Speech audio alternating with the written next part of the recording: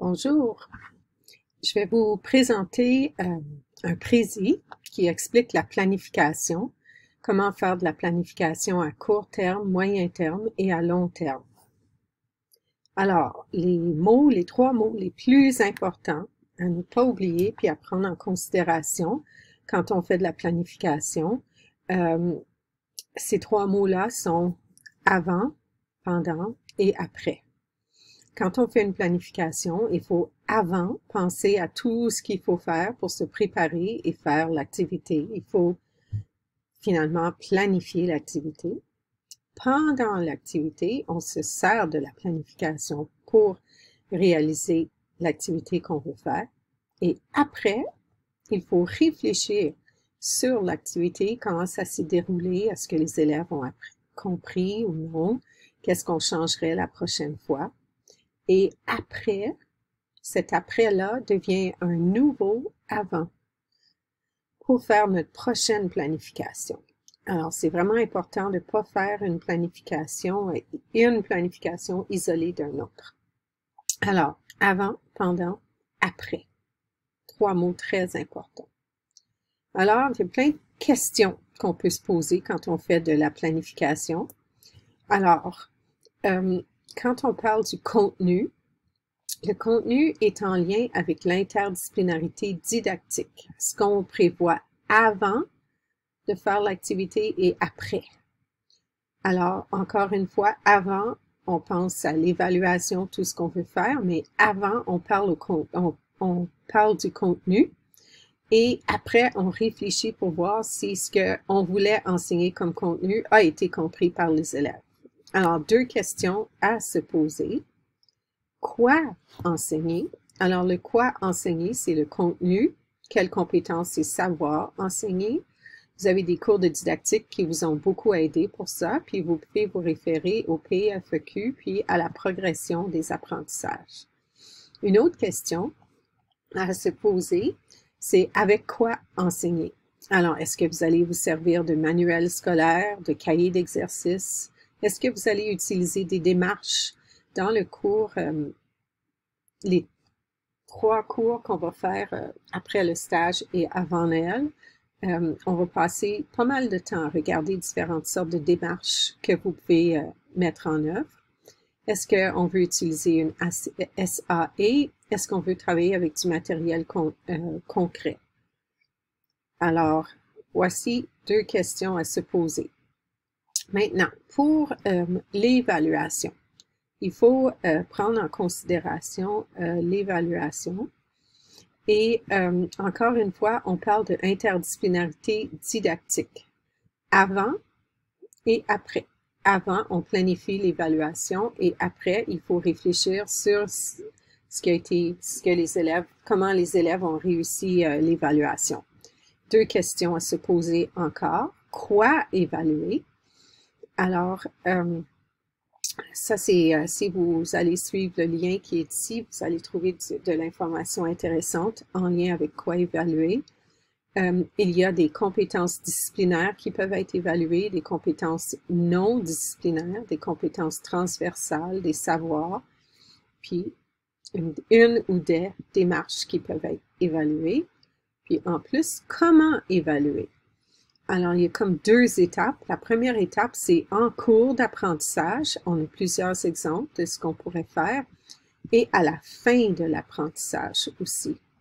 Alors, voici différents moyens à utiliser pour évaluer, puis ici, pour apprendre. Alors, deux étapes. Des fois, certains livres parlent d'évaluation formative et sommative. Tout dépend du cours d'évaluation que vous avez suivi. Alors, une autre chose bien importante à regarder, c'est le contenant qu'on va utiliser pour notre contenu. Alors, cette fois-ci, on parle d'interdisciplinarité pédagogique. Comment est-ce qu'on va enseigner? Puis, on peut considérer avant et après dans notre planification. Alors, comment enseigner? Est-ce qu'on va enseigner en monodisciplinarité ou en interdisciplinarité? Quelle approche est-ce qu'on peut utiliser? On a toute une liste ici, l'approche magistrale, par projet, par problème, par atelier, de collaboration, coopération, par thème. Puis, on a aussi d'autres types qui sont plus spécifiques. Alors, kinesthésique, l'école internationale, la nature, Montessori, Waldorf. Alors, ce sont toutes des façons de savoir comment on veut enseigner avec notre contenant. Ensuite, la différenciation est vraiment importante. À qui est-ce qu'on veut enseigner? Alors, il faut essayer de anticiper, prévoir, être proactif et proactif pour imaginer quelles sont les difficultés que les élèves peuvent vivre. Et ce qu'on vous suggère de faire, c'est de travailler beaucoup avec la conception universelle de l'apprentissage, avec tous les élèves en même temps, prévoir des choix, des variations.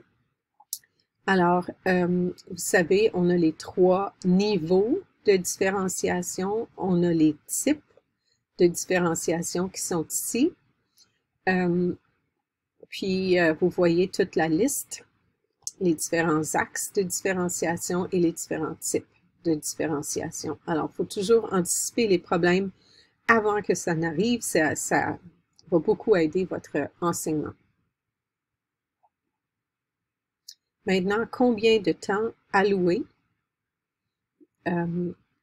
à chaque étape de votre planification? Alors, ce que je vous suggère de faire, c'est laisser une marge pour les imprévus d'à peu près 20%. Alors, si c'est impossible de prédire précisément combien de temps qu'une activité va prendre, je le sais, moi, j'enseigne le cours à 4 groupes différents, puis ça prend jamais le même temps avec les 4 groupes. Alors, laissez-vous des trous dans votre planification pour le temps. Donnez-vous une marge de manœuvre. Une autre chose à considérer, c'est pourquoi on fait ce travail-là. C'est toujours important de dire à l'élève, ça sert à quoi? Pourquoi est-ce que vous faites ça? Si vous donnez un sens aux apprentissages, les élèves vont s'en souvenir beaucoup plus longtemps et comprendre aussi pourquoi ils font l'activité. Quelles sont les intentions didactiques et pédagogiques? Alors, quel contenu est-ce qu'on veut utiliser et comment? Quel contenant est-ce qu'on veut utiliser pour notre contenu? Plus tard, après Noël, je vais plus insister sur les DGF, les domaines généraux de formation et les compétences transversales, mais vous pouvez déjà commencer à en parler maintenant si vous voulez, puis les repères culturels aussi. Alors, voici une planification globale pour une année scolaire. Vous pouvez toujours appuyer sur pause si vous voulez regarder en plus grand détail. Mais ce que j'ai fait, c'est que j'ai ici les mois. La planification que je vais vous donner va être seulement pour une étape, puis les étapes sont beaucoup plus longues que ce qu'on voit ici, mais ici, on a plus de détails, juste pour vous aider à comprendre.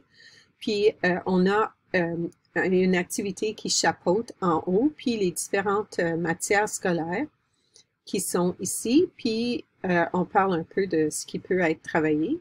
Vous voyez que même ici, j'ai des trous des fois. Alors, ça peut vous aider pour voir comment on peut planifier. Puis en ayant tout sur la même page, c'est plus facile d'imaginer les différents liens que vous pouvez faire, surtout si vous regardez l'activité qui chapeaute l'étape. Alors, voici une planification à moyen terme. Alors, ici, on voit, par exemple, le mois de septembre, on a une activité qui chapeaute les différentes disciplines qui sont ici, puis chaque semaine, on peut écrire un peu ce qu'on planifie de faire. Ici, on a une planification hebdomadaire. Alors, on a les 5 jours de la semaine et les différentes périodes. Et ici, un canevas de planification pour un SAE où on prend en considération la différenciation et l'interdisciplinarité didactique et pédagogique. Alors, qu'est-ce qu'on a ici? Un canevas de base qui montre ce qu'on doit considérer. Vous pouvez prendre vraiment le canevas que vous voulez, mais voici un exemple. Ici, très important, puis dans le travail 2, je vais vous le demander, les 3 étapes d'une SAE ou d'une activité. Alors, la préparation, la réalisation et l'intégration. Puis ici, on parle de quel type de différenciation. Vous pouvez cocher la case qui est pertinente pour les différents axes de différenciation. Et ici, on a différents types de différenciation, des éléments de différenciation avec les 4 axes, processus, contenu, production et structure avec des exemples. Et si on monte un petit peu, on a aussi l'évaluation. Alors avec tout ça, ça devrait bien vous aider pour votre planification. Vous avez plein d'informations. Alors voici la vision d'ensemble, les questions à se poser. Alors, avec quoi enseigner et quoi enseigner pour le contenu? Comment évaluer et quoi évaluer pour l'évaluation? Comment enseigner pour le contenant? Quel type de différenciation est-ce qu'on peut faire? Comment organiser notre temps? Puis pourquoi est-ce qu'on fait l'activité? C'est très important d'en parler. Puis voici les différents tableaux que vous pouvez utiliser. Alors, j'espère que ça peut vous être utile.